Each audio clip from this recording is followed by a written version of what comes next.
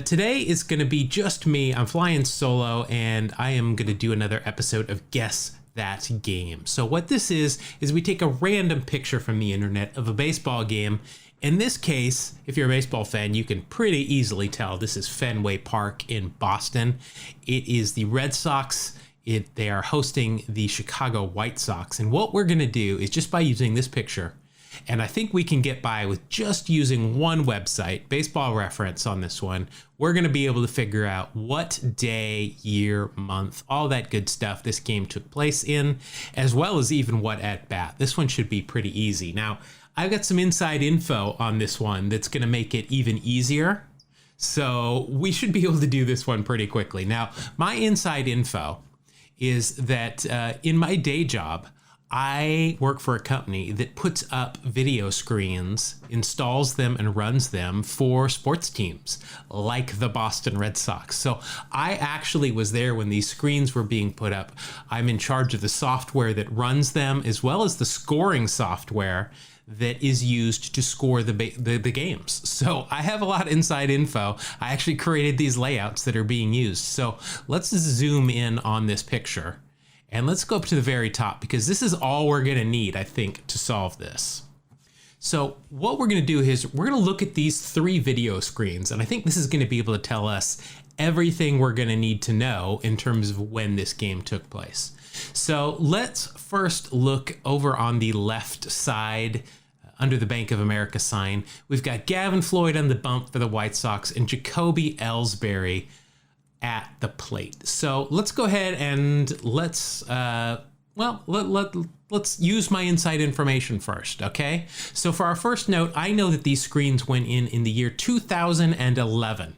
So that tells me this game took place in the year 2011 or later. So we're going to add that into our notes there.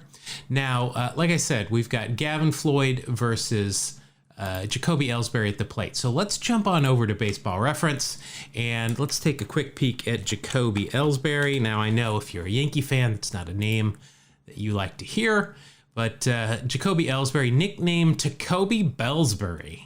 That is a classic baseball name.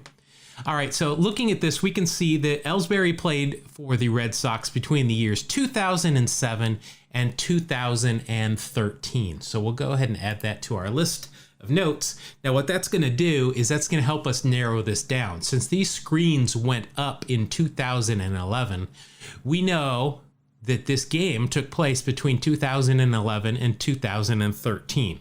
So we'll go ahead and we'll add that to our list as well. All right. Now, I said Gavin Floyd was on the mound, right?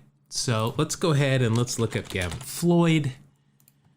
And let's see when he played for the White Sox. Gavin Floyd played for the White Sox between 2007 and 2013. So those are the exact same years that Elsberry played for the Red Sox. So that's not really going to help us a whole heck of a lot there now, is it?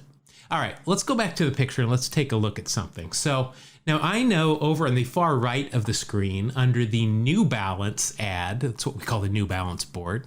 Clever name, I know. This is a lineup that I created. This is the lineup for whoever's at bat. So let's take a look at this lineup. We know this is the bottom half of the inning because those are the Red Sox. We've got Elsberry leading off. Then we've got Petey at second base. We've got Adrian Gonzalez at first. Now, that's a name I'm going to want to look up because I know he didn't play for the Red Sox for very long. Then we've got Euclid, Big Papi, Carl Crawford.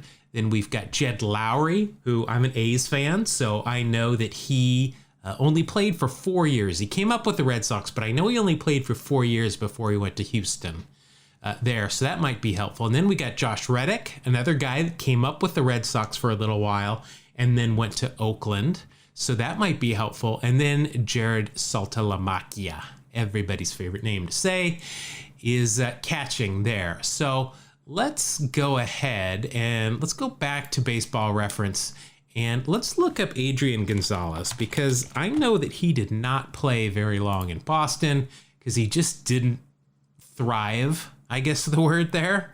Although he led the league in hits his first year. He had 213 hits. Okay, I take that back. He had a 155 OPS plus. That's pretty damn good. All right, so yeah, he only played in Boston, though, for 2 years. Actually, not even a full 2 years.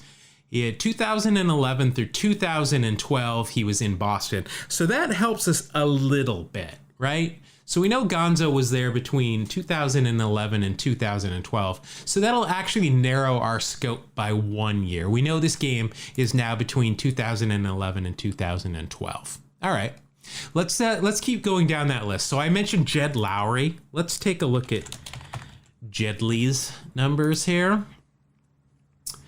Jed Carson Lowry, he came up with the Red Sox and played 4 years, just like I said. But oh yes, there we go. That's a clue that's going to help us out. So he played for the Red Sox between 2008 and 2011, right?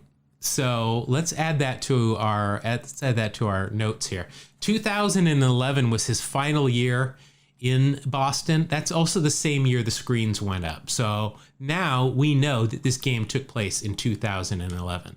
So now we've really got it narrowed down. It should be really easy now because the Red Sox only would host the White Sox once, maybe twice, because they're in the Central. So let's take a look at the 2011 Red Sox. We'll look at their schedule. And then all we're going to do is we're going to go down and we're going to look for when the White Sox came into town. There's one right there. May 30th, PV and Lester, so that's not it. May 31st, Philip Humber, he of the perfect game and absolutely nothing else. And Alfredo Aceves, so that was not it. Well, there we go. June 1st, Gavin Floyd versus Matt Albers. So I've got a good inkling that this is going to be it. June 1st, it's 1:34 start time. This is a day game. Obviously, you can tell from the picture. So that is looking good. Let's take a look at the lineup here for the Red Sox. Elsberry, Pedroia, Gonzalez, Youkilis, Ortiz, Crawford, Lowry, Reddick, and Salta LaMacchia. The exact same lineup that we were looking at that New Balance board. Gavin Floyd, there is your pitcher. He ended up with the win in this game. So congrats to him. Now, let's go ahead and let's, well, first of all, let's lock this date in. I am very confident that we are looking at a game on June 1st. All right. Now, let's go back to the picture really quick because I know we can lock down exactly when this took place. So having created this, I know, one, if you look at the Bank of America on the far left, you can see Gavin Floyd's thrown 93 pitches. So we're pretty late in the game here since he was the starter. Now, if you look on the main screen, you can see on the right-hand side, just to the left of the Hess ad, I know that we display their previous at-bats there, and I can see 3 previous at-bat descriptions. Might be a little hard to see, but I see a 4-3 put out, I see a fly out to center, and I can't tell what that third one is, but then I can also go over to the New Balance board on the far right, and by each player's name is what they've done in the game, and it shows he's 1 for 3. So since he's coming to the plate, that tells me that this is his 4th at bat in this game. So let's go back to Baseball Reference and let's look at his 4th at bat. So here's Jacoby Elsberry, his 1st at bat in the bottom of the 1st, his 2nd at bat in the bottom of the 2nd.